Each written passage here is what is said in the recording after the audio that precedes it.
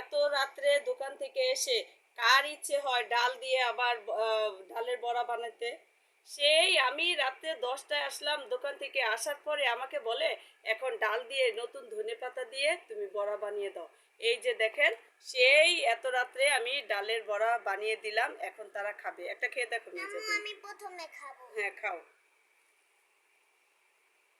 কেমন হয়েছে?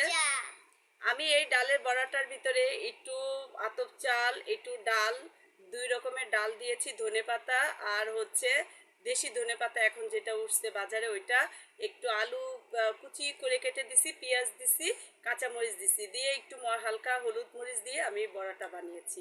আপনারা খেয়ে দেখবেন কেমন হয়, বাসায় বানিয়ে দেখবেন। আমরা কিন্তু আজকে বানিয়ে দিলাম না এত রাত্রে, তারা এখন মেহেজাবিন আর মেহেজাবিনের বাবা খাবে।